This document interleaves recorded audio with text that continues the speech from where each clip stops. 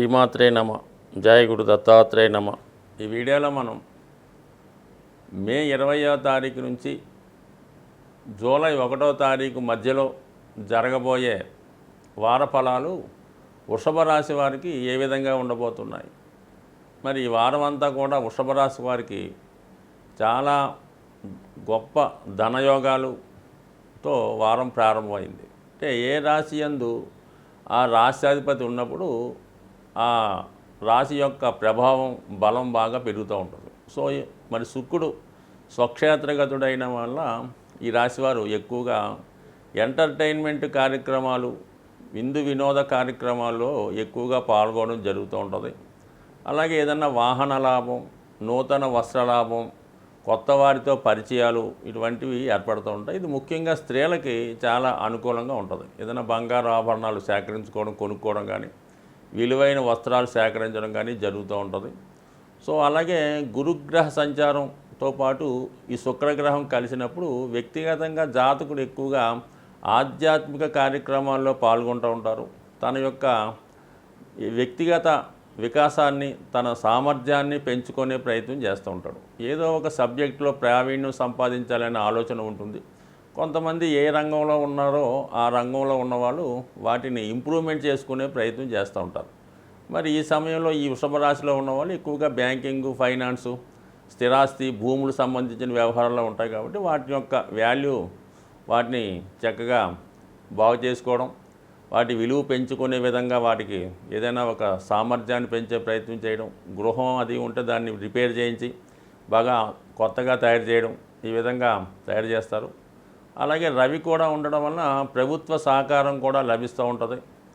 అలాగే మరి ప్రభుత్వ పథకాలు మీకు అనుకూలంగా రావడం లభిస్తూ ఉంటుంది. అలాగే ప్రభుత్వ ఉద్యోగంలో ఉన్నవాళ్ళకి కానీ, రాజకీయ రంగంలో ఉన్న వాళ్ళకి ఏదో ఒక గుర్తింపు రావడం జరుగుతుంటుంది. మొత్తం మీద ఒకేసారి మీరు వెలుగులోకి రావడం జరుగుతూ ఉంటుంది అన్నమాట. అందరూ మీ గురించి చర్చించుకోవడం, మీకు ఏదో గొప్పగా అవకాశాలు వచ్చాయని, చాలా ధనం సంపాదించారని, ఏదో లాటరీ లాంటిది తగిలిందని అనుకుంటూ ఉంటారు. కానీ మీ యొక్క కార్యక్రమాలు మీవి, మీ పనులు మీవైనప్పుడు కూడా ఇతరుల యొక్క దృష్టిలో బాగా ఉన్నత స్థాయిలో మెయింటెనెన్స్ అయినట్టు కనబడడం వల్ల ఈ విధమైనటువంటి ప్రభావం, ఇటువంటి పుకారు వచ్చే అవకాశం ఉంటుంది. అది ఒక విధంగా మంచిగానే ఉంటుంది.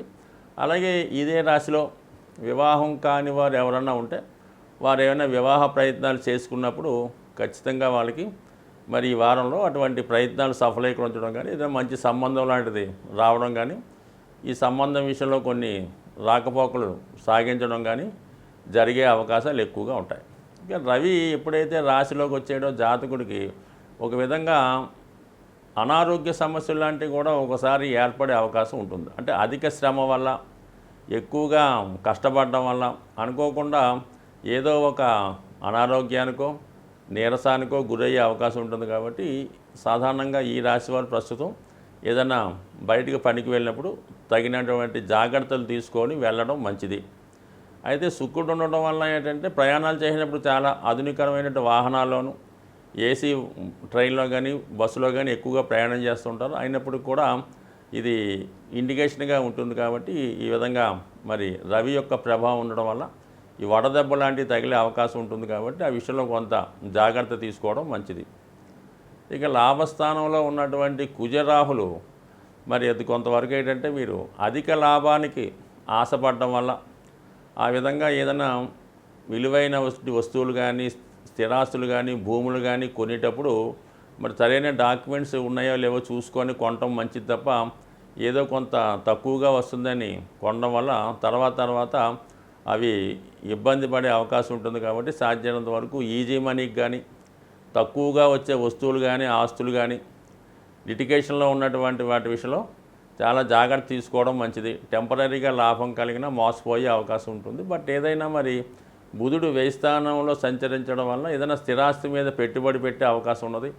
అది షేర్ మార్కెట్లో అవ్వచ్చు, ఏదైనా భూముల మీద, స్థిరాస్తి మీద కూడా ఇన్వెస్ట్మెంట్ చేసే అవకాశం ఉంది. ఇక ధనాధిపతి కూడా వ్యయ స్థానం. ఇవన్నీ కూడా బుధుడు ఎప్పుడు కూడా వ్యాపారపరమైన ఆలోచనలతో, ముందు చూపుతో ఫ్యూచర్ లాభాన్ని ఉపయోగించి దానికోసం ఇన్వెస్ట్ చేస్తూ ఉంటారు. అటువంటి ఇన్వెస్ట్మెంట్ ఈ సమయంలో మీరు జాగ్రత్తగా చేసుకోవచ్చు. అయితే షేర్ మార్కెట్లో ఇన్వెస్ట్ చేసుకునేటప్పుడు మాత్రం కొద్దిగా నిర్ణయం తీసుకొని జాగ్రత్తగా చేసుకోండి. ఎందుకంటే బుధుడు ఓకే కానీ పంచమంలో ఉన్నటువంటి కేతు మిమ్మల్ని కన్ఫ్యూజ్ చేసే అవకాశం ఉంటుంది.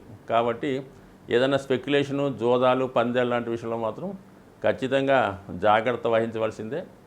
ఇక మిగతా విషయాలు మరి రాష్ట్రాధిపతి రాశి ఉండడం వల్ల ఖచ్చితంగా జాతకుడికి ఈ వారం అంతా కూడా ఎక్కువగా పుణ్య కార్యక్రమాల్లోనూ ఎంటర్టైన్మెంట్ కార్యక్రమాల్లో పాల్గొనే అవకాశం ఉంది. శ్రీమాత్రే నమః. ఈ వారంలో అన్ని రాశుల వారికి ఏ రాశి వారైనా ఏ ఇబ్బందుల్లో ఉన్నా వాళ్ళు తొందరగా ఆ సమస్యల నుంచి బయటపడే విధంగా మరి ఈ వార ప్రారంభంలోనే మీకు సంకటహర చతుర్థి రావడం జరిగింది.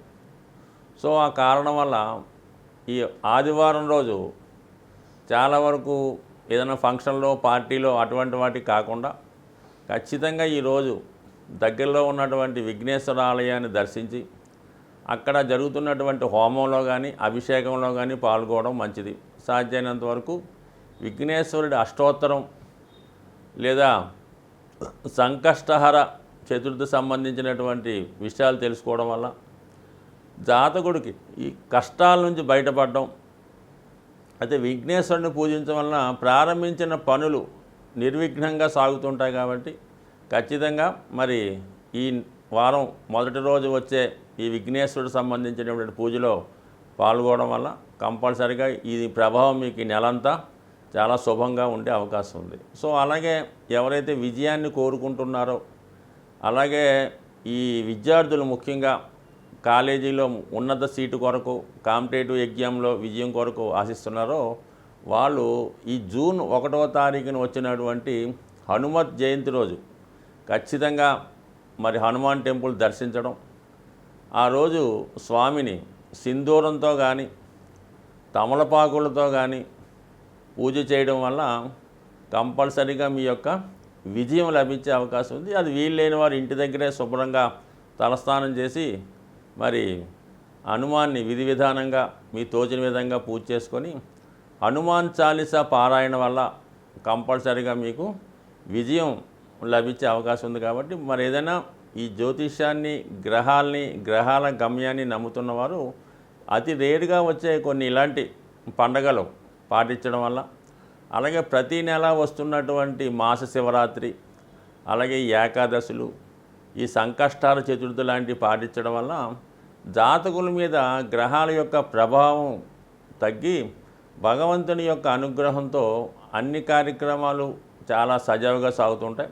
అసలు మీకు జాతకాలు, ఈ జ్యోతిష్యం, ఈ వారఫలాలు, మాసఫలాలతో పని లేకుండా ప్రతి పని కూడా విజయవంతంగా వెళ్ళాలంటే మీరు కంపల్సరిగా ఆ పర్వదినాల్లో, ఆ నెలలో వచ్చే పండుగలు ఎంతో కొంత మీరు చేసుకోవడం వల్ల ఖచ్చితంగా మీ యొక్క లైఫ్ సజావుగా, హ్యాపీగా సాగే అవకాశం ఉంటుంది. స్వస్తి.